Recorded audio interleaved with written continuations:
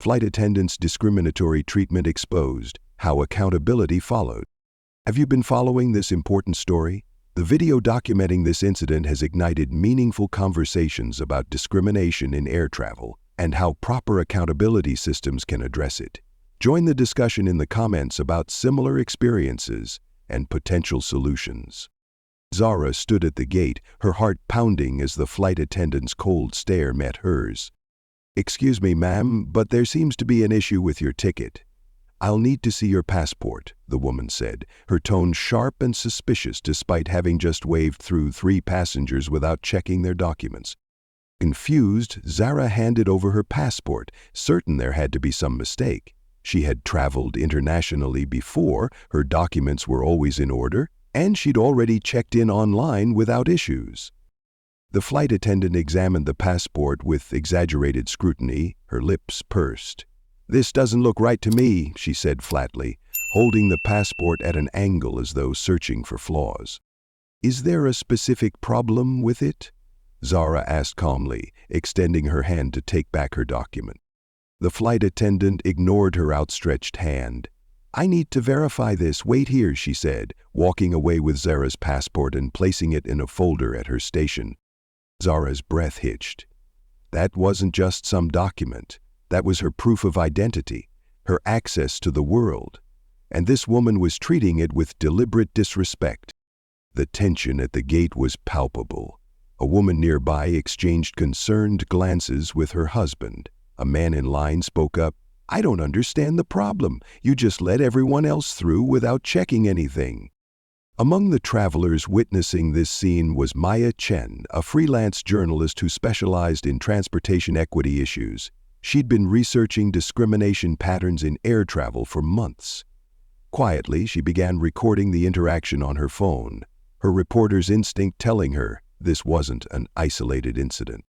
Zara Johnson stood her ground, a 21-year-old black woman, smart, ambitious, and independent.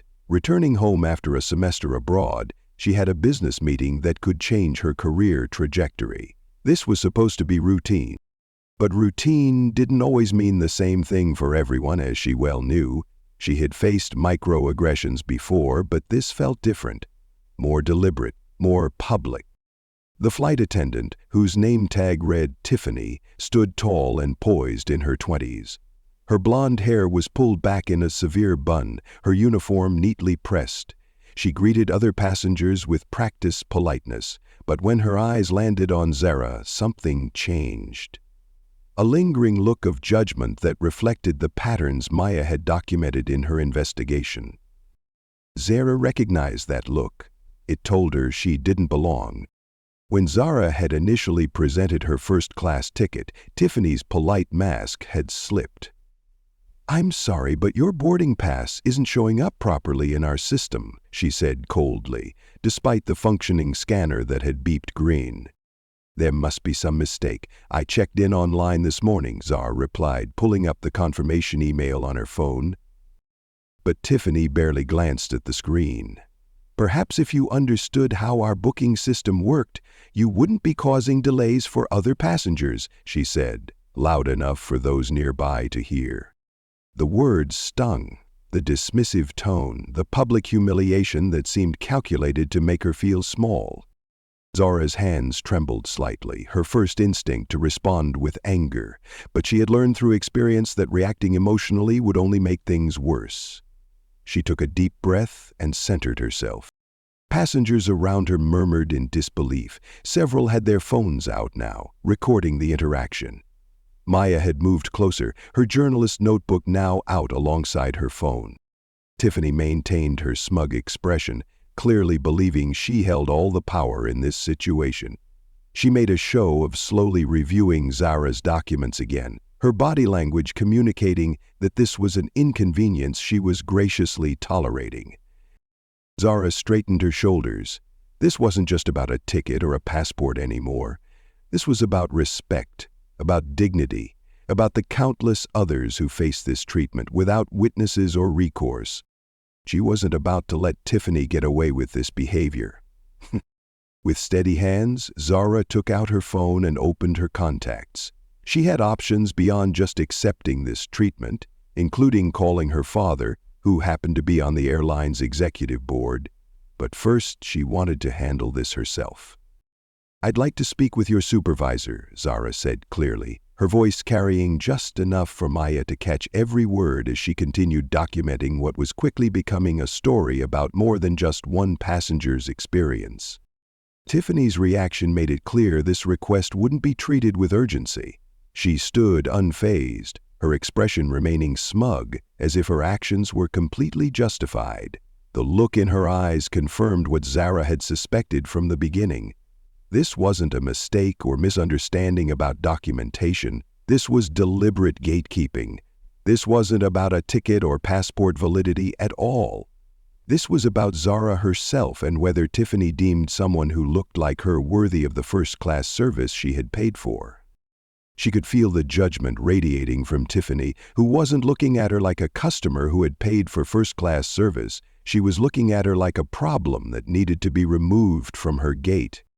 Zara's eyes darted around, searching for anyone who might intervene. Beyond the stunned faces of fellow passengers, she noticed a woman with press credentials partially visible under her jacket, recording the interaction while taking notes.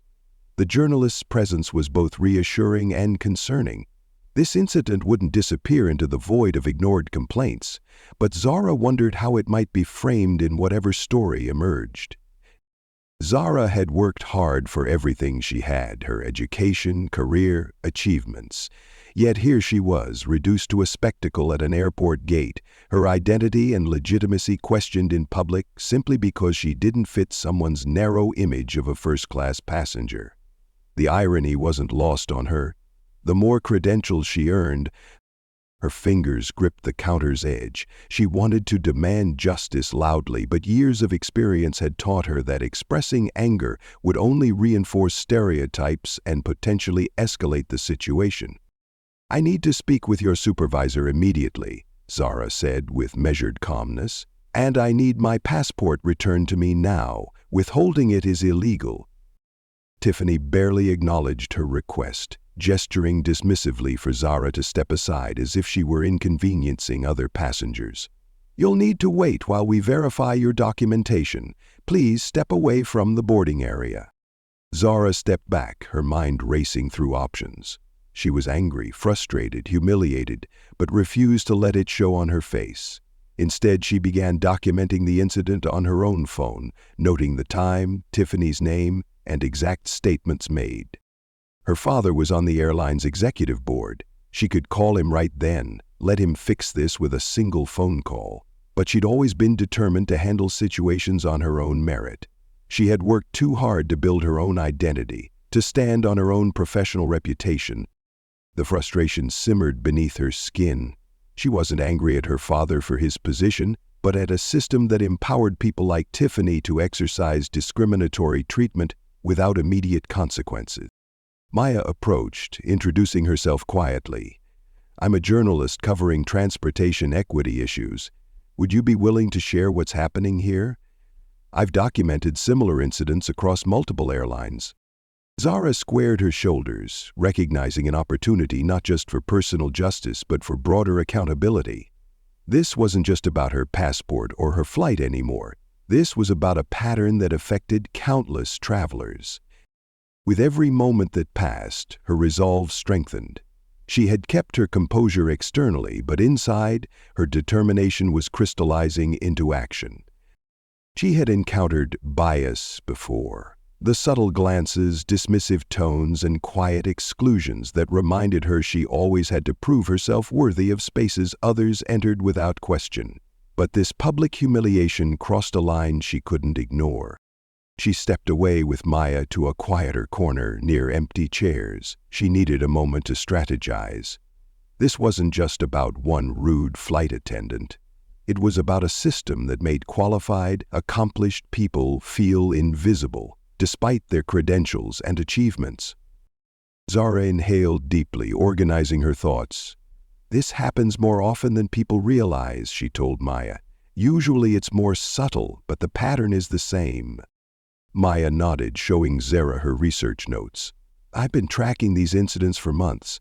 With your permission, I'd like to include what happened today in my investigative piece." Today something had shifted for Zara. Today she couldn't just let it slide or handle it quietly. Today the opportunity to create meaningful change presented itself. She realized she was at a crossroads. Her father's position flashed in her mind. He was indeed a powerful advocate for diversity and inclusion within the airline industry. But Zara had always kept her path separate from his. She never wanted special treatment or to be seen as trading on family connections. Yet standing there with her heart racing, she understood something important. Sometimes using every available resource wasn't about special privilege, but about creating accountability that might help others. With quiet resolve, she made two decisions. First, she would give Maya an interview about her experience, connecting it to the broader pattern the journalist was investigating. Second, she would call her father, not to fix her individual situation, but to ensure the airline addressed the systemic issues. She pulled out her phone and dialed her father's number. After 2 rings, his reassuring voice answered. "Zara, what's going on?" As she began explaining the situation to her father, events were already unfolding that would change more than just her immediate circumstances. What Tiffany didn't realize was that this incident wouldn't simply fade away. Zara wasn't walking away quietly. Maya wasn't just any passenger with a phone camera, but a journalist with months of research on similar patterns, and the systematic documentation of discriminatory incidents across multiple airlines was about to come to light through channels that even Tiffany's misplaced confidence couldn't dismiss. The power Tiffany thought she had, it was about to be examined under the harsh light of accountability, not just by airline management, but by the court of public opinion and industry regulators who had been waiting for exactly this kind of evidence. Tiffany believed she had won a small battle of authority. What she didn't know was that her actions had just become a tipping point in a much larger conversation about who belongs in which spaces and who gets to decide. Zara sat quietly at a nearby gate, composing herself while Maya reviewed her notes beside her. The journalist had shared her contact information and promised to follow up, regardless of how today's situation resolved. Zara's hands trembled slightly as she organized her thoughts. The wheels were already in motion, but that wasn't enough. This wasn't about revenge or special treatment. It was about accountability. Tiffany had abused her authority to publicly humiliate a passenger, and the pattern needed to stop. She needed to ensure that both Tiffany and the airline understood the consequences of allowing discriminatory treatment to continue unchecked. Taking a deep breath, Zara made a call to the airline's customer advocacy line, which her father had texted her. She kept her voice calm and professional as she detailed the incident. "I need to file a formal complaint about discriminatory treatment at Gate C-42A. Flight attendant named Tiffany has refused to return my passport and denied me boarding despite my valid documentation. She explicitly suggested I don't belong in first class and is currently holding my federal identification document without authorization." After listening to the representative's response, she added, "I understand you need to investigate, but withholding a passport is a serious legal issue that needs immediate attention." The representative's tone shifted from standard customer service to alert concern. "Miss Johnson, we take these allegations very seriously. I'll contact the gate supervisor immediately about retrieving your passport, and we'll open a formal investigation. Would you be willing to provide a statement?" "Yes," Zara replied, "and I should mention that I'm not the only one who's experienced this. A transportation journalist is here documenting similar incidents across multiple airlines." From her seat, Zara could see Tiffany continuing to work, greeting certain passengers warmly while subjecting others to additional scrutiny, completely unaware of the machinery now in motion. Zara's heart pounded, but she wasn't intimidated. This would be handled through proper channels, with documentation and due process. She wasn't just an executive's daughter using connections. She was a passenger with rights, a professional woman refusing to accept discriminatory treatment, and now, a source for an investigative story that might help others. Maya sat beside her, reviewing footage on her phone. "This connects directly to patterns I've been documenting for months," she explained. "Different airlines, different cities, but remarkably similar experiences for passengers of color, especially in premium cabins." Zara hadn't always been willing to challenge these situations so directly, but her perspective had changed after hearing her friend Brandon's story. Brandon had always carried himself with quiet dignity, rarely discussing the discrimination he faced. But 6 months ago, he'd finally shared an experience that had changed him fundamentally. During his frequent business travels, Brandon faced what he called the usual treatment, constant random secondary screenings that somehow always seemed to find him. It didn't matter how professionally he dressed or how many miles he'd flown. With his darker skin and natural hair, he was perpetually under suspicion, subjected to additional questioning and searches, while watching white colleagues breeze through security. The worst part wasn't even the searches, he had told Zara. It was the silence. No one ever said anything. Colleagues would wait awkwardly, pretending not to notice. Other passengers would avert their eyes. My humiliation was just background noise in their travel experience. One day it reached its breaking point. After being pulled into a separate screening room while his white colleagues continued to their gate, something inside Brandon finally cracked. As security officers methodically unpacked his meticulously organized briefcase, questioning every item and document despite his platinum frequent flyer status, he felt a profound sense of helplessness wash over him. "I'd done everything right," he told Zara. "Executive position, perfect documentation, followed every rule. But none of that mattered because I didn't look like their idea of an executive traveler." Maya nodded as Zara shared a version of Brandon's story. "That's exactly what my investigation is about. The data shows it's not random at all. I've been tracking complaint patterns and interviewing dozens of passengers with similar experiences. What had changed Brandon wasn't just the incident itself, but what happened afterward. Emotionally exhausted, he'd finally decided to formally document his experience. He'd filed detailed complaints, reached out to the airline's diversity officer with dates and times of repeated incidents, and connected with others who'd had similar experiences. "For years, I thought keeping quiet was professional," he had told Zara. "I realized staying silent wasn't helping anyone, not me, not the next person who would go through the same thing." His story had shaken Zara to her core. Seeing the pain in his eyes made the reality of systematic discrimination impossible to ignore. That was when something shifted inside her, the understanding that individual dignity and systemic change were interconnected. She wasn't just standing up for herself today, but contributing to a necessary pattern of accountability. "Your friend did exactly what more passengers need to do," Maya said. "Individual complaints get dismissed as isolated incidents. When we connect the dots between them, the pattern becomes undeniable." Zara's hands were steady now as she received a text from the customer advocacy team. A supervisor was heading to the gate to address the situation immediately. She had made her decision to handle this through proper channels rather than relying solely on her father's influence. Tiffany might believe she had won a small power struggle, but she was about to learn that accountability could come through systems rather than connections. The final boarding calls for nearby flights echoed through the terminal as Zara spotted a supervisor in a management uniform approaching the gate, tablet in hand, walking with purpose. She stood and gathered her belongings, ready to address the situation professionally with the proper authority now present. This wasn't just about a withheld passport anymore. This was about dignity. This was about respect.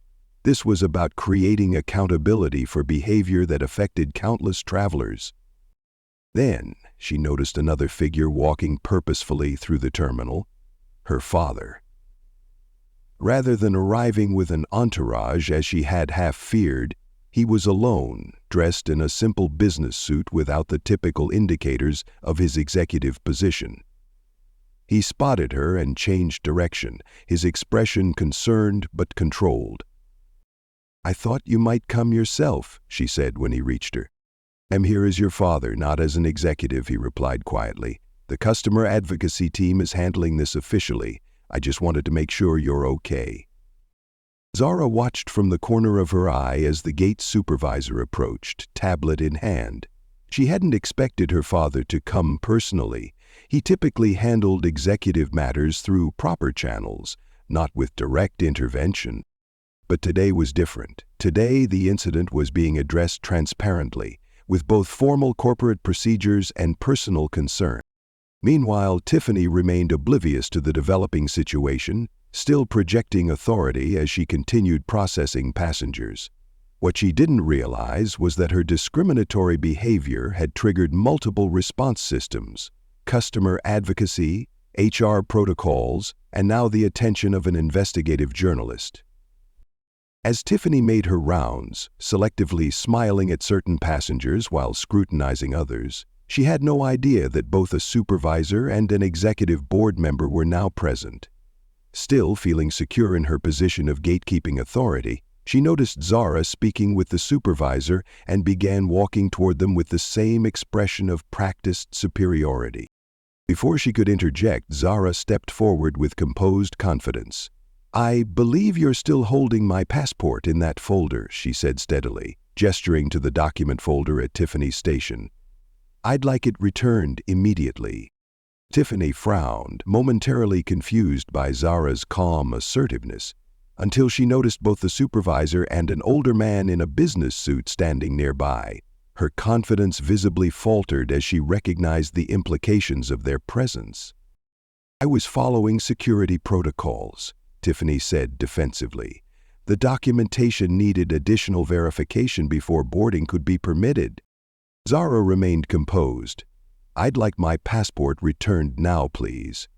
The supervisor can verify its authenticity if there are genuine concerns." The gate supervisor stepped forward. "Tiffany, please retrieve Ms. Johnson's passport immediately. Withholding a federal identification document is not part of our security protocol." Tiffany hesitated, then walked stiffly to her station. She returned with the passport, handing it directly to the supervisor rather than to Zara. "I was only following procedure for suspicious documentation," she insisted. The supervisor examined the passport briefly, then handed it respectfully to Zara. "Ms. Johnson, your passport is perfectly valid. I apologize for this misunderstanding." Zara accepted her passport, relieved to have her identification back in her possession. "This wasn't a misunderstanding," she said clearly. "This was discriminatory treatment. I was singled out while other passengers were waved through without documentation checks." Maya stepped forward, introducing herself professionally.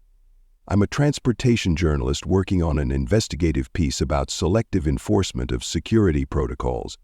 I've documented similar incidents across multiple airlines and would appreciate a statement from airline management about today's events." Tiffany's expression shifted from defensive to alarm as she realized the situation had expanded beyond a passenger complaint. This wasn't just about one interaction. Her pattern of behavior was being connected to a larger story. Zara's father maintained a respectful distance, allowing the supervisor to handle the immediate situation professionally. His expression remained composed, but those who knew him could see the controlled concern in his eyes. When the supervisor spoke, her tone was measured but firm. "Tiffany, we'll need to discuss this incident further. Our customer advocacy team has received a formal complaint that will require full investigation. Please report to the office after your shift ends." Tiffany's face flushed with embarrassment and dawning comprehension. She opened her mouth to offer excuses, but no convincing words emerged. The gravity of her actions was becoming apparent. Just moments ago, she had been confident in her authority to determine who belonged in which spaces. Now she was facing questions about her own professional conduct. "I was just doing my job," she finally managed. It seemed." The supervisor shook her head.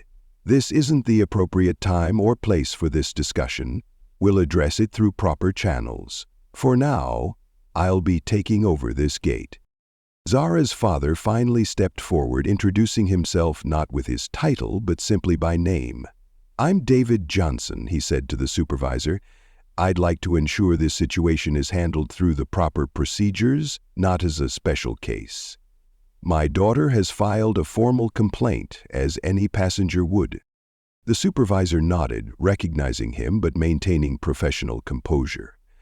"Mr. Johnson, we have standard protocols for investigating all passenger complaints. This will be handled according to company policy."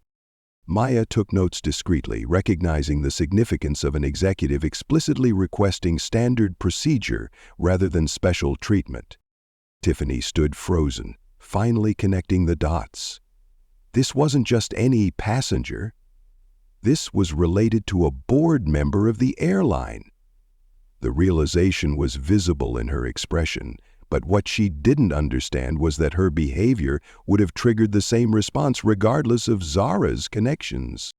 Zara addressed the supervisor directly. "I expect this to be handled properly through your standard procedures. This isn't about me specifically. It's about ensuring all passengers are treated with respect and dignity."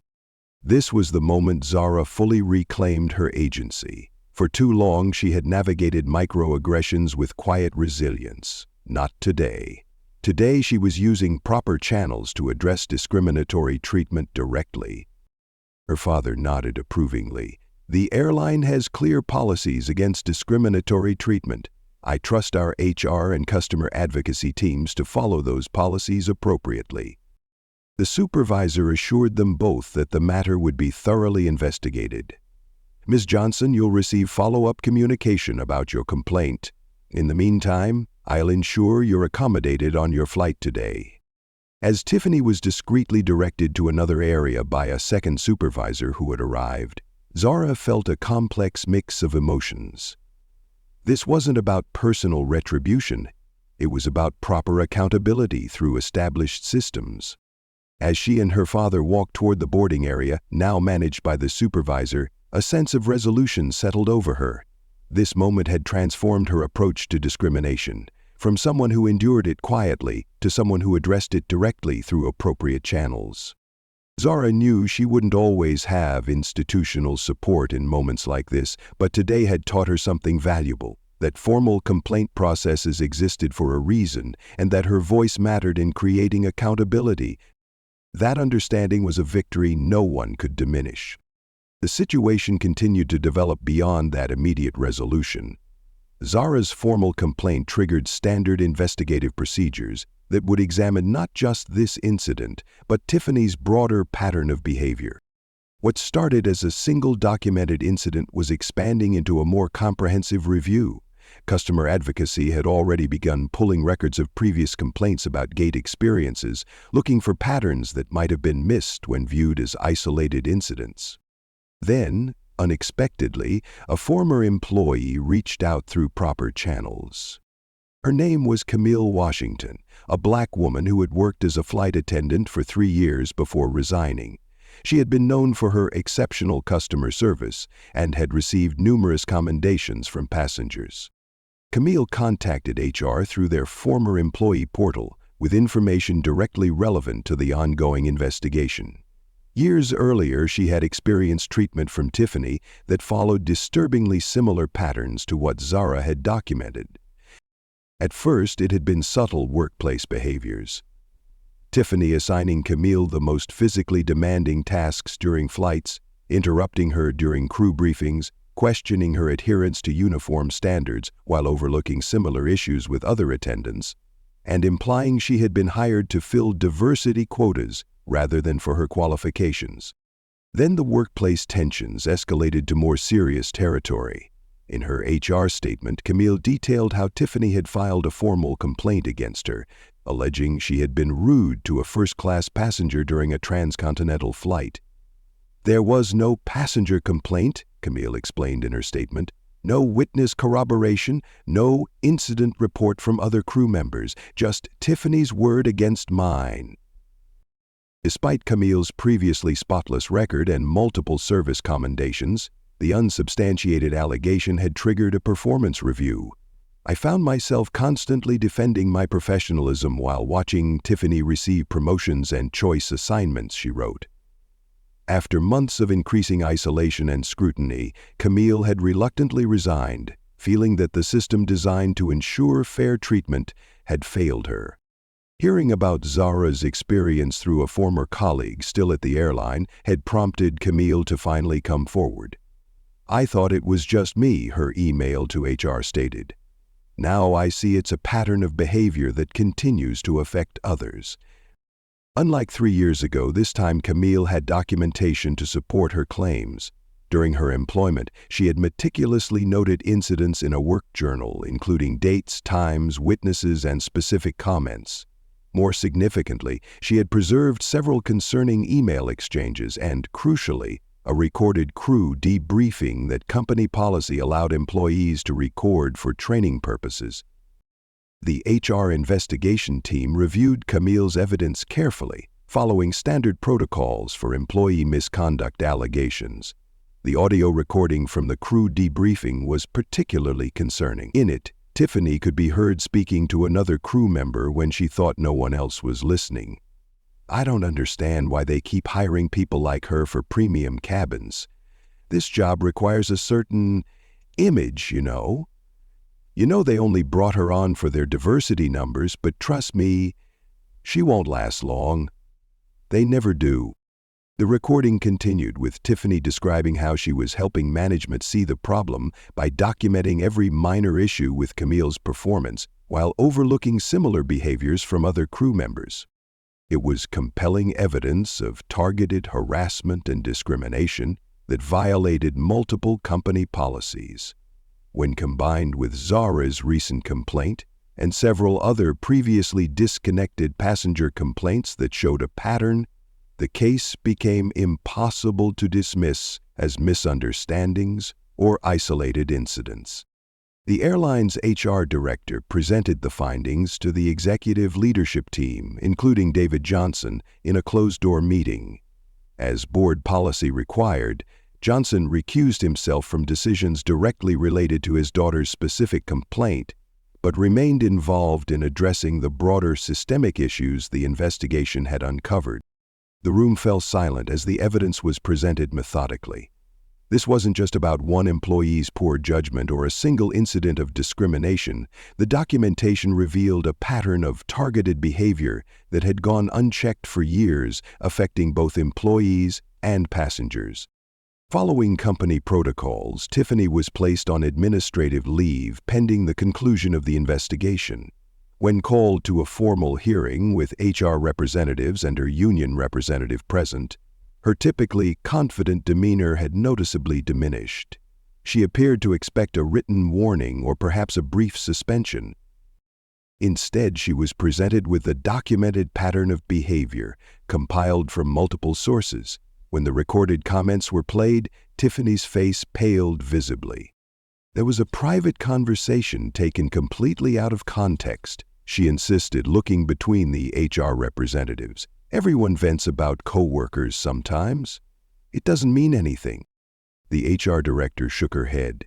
"This goes well beyond venting, Tiffany. We have documented evidence of targeted discrimination against both colleagues and passengers that violates our code of conduct, our anti-discrimination policies, and potentially federal employment laws." After following all required procedural steps and allowing Tiffany full opportunity to respond to the allegations, the airline terminated her employment, citing multiple policy violations. The company also implemented a standard notation in her employment record that would be visible to other airlines during reference checks, following industry protocols for serious misconduct cases. The resolution wasn't about public humiliation or revenge. It was about proper accountability through established systems and procedures. There were no criminal charges, as the behavior, while serious, didn't meet the threshold for criminal prosecution. Instead, the focus remained on professional consequences for unprofessional conduct. For Camille, the outcome brought a measure of validation after years of self-doubt. "I questioned whether I was overreacting or being too sensitive," she told the HR team. "Having my experiences taken seriously means more than I can express." Meanwhile, Maya's investigative article was taking shape, expanding well beyond Zara's individual experience. The journalist had connected with passengers and former employees from multiple airlines who described similar patterns of selective enforcement and discriminatory treatment.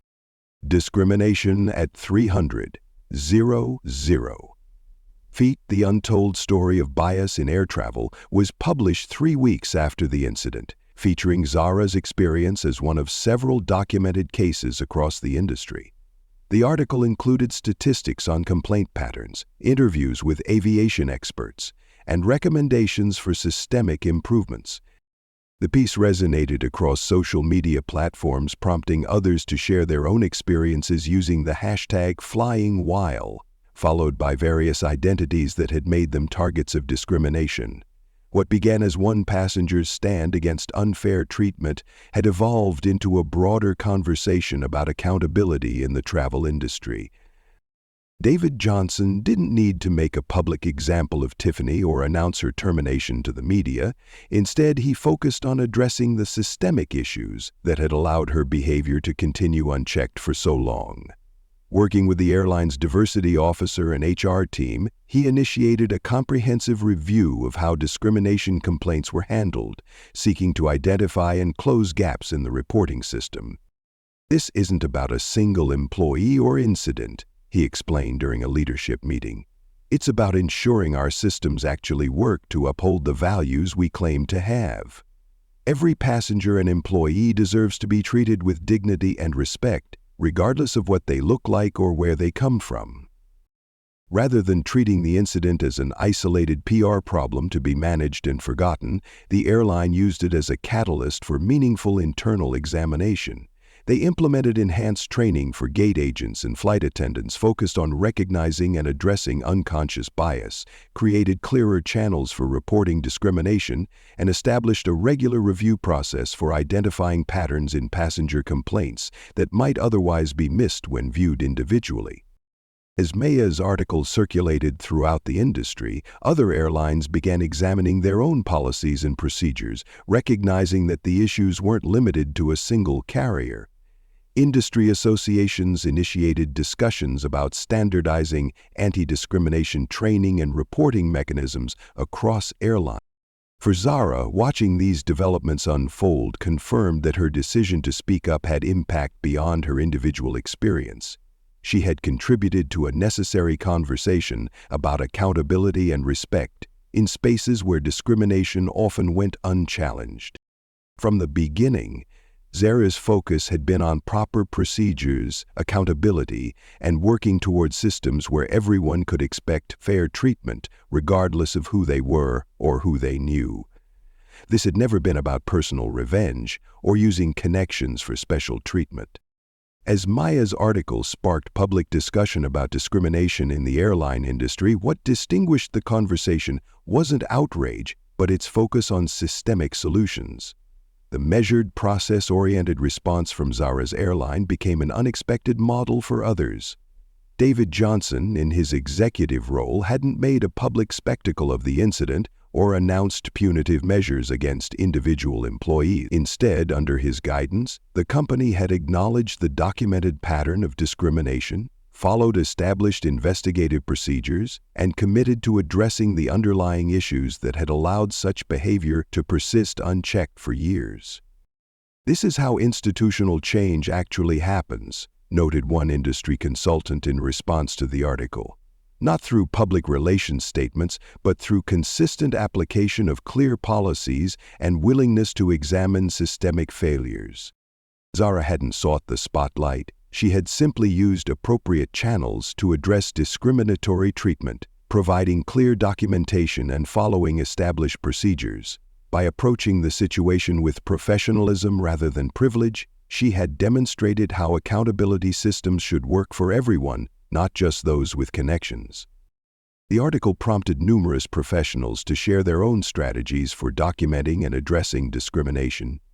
Flight attendants, hotel workers, and retail employees contributed perspectives on both the challenges they faced and the protocols that had proven effective in their industries. Camille Washington's decision to come forward with her documentation became particularly influential. "I kept records not because I expected justice at the time, but because documenting what happened helped me maintain my sense of reality when others dismissed my experiences," she explained in a follow-up interview with Maya. Her meticulous approach to noting dates, times, witnesses, and specific comments provided a template that others began to adopt. As the conversation evolved, Zara found herself occasionally mentioned but not centered. This felt right to her. The issue was far larger than her individual experience.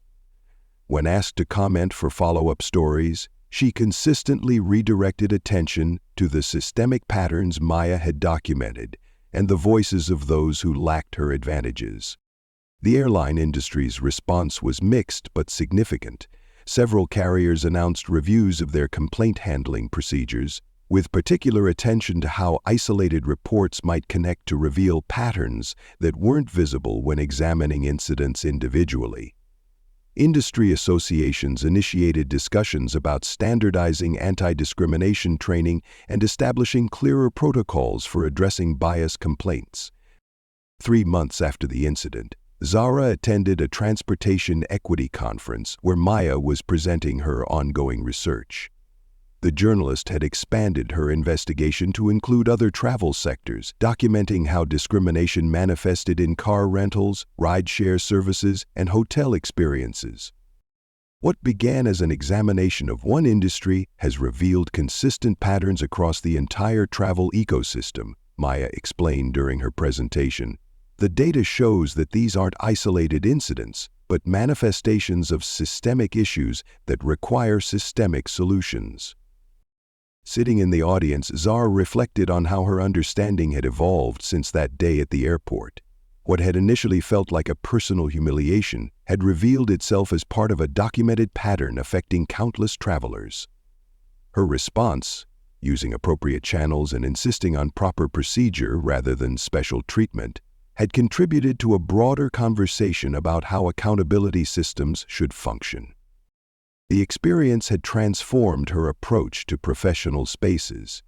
She no longer felt the burden of representing her entire identity group or proving she belonged in premium spaces. Instead, she focused on ensuring systems worked as they should for everyone, regardless of appearance or background. In her graduate business program, Zara found herself bringing these insights into discussions about corporate ethics and institutional design. Policies are only as effective as their implementation, she noted during a case study on corporate accountability. The gap between stated values and lived experience is where discrimination thrives. Brendan's experiences continued to inform her perspective. They occasionally compared notes on how different companies handled similar situations, identifying both effective practices and concerning patterns. Their friendship had deepened through shared understanding of navigating spaces where belonging was questioned. 6 months after the incident, Zara was invited to participate in a panel discussion on equity in customer service. Rather than focusing solely on her personal experience, she spoke about the importance of documentation, proper channels, and systemic approaches to addressing discrimination. Individual incidents are rarely truly individual, she explained to the audience. They're usually manifestations of broader patterns that become visible only when we connect the dots between experiences that might otherwise seem isolated. What had begun as a confrontation at an airport gate had evolved into a professional interest in how organizations design and implement accountability systems. Zara found herself increasingly drawn to corporate ethics and compliance as a potential career path, a field where her experiences and insights might contribute to meaningful institutional change. She no longer felt defined by that moment of discrimination or by her connection to airline leadership. Instead, she had developed a clearer understanding of her own agency and the power of addressing injustice through appropriate channels rather than privilege.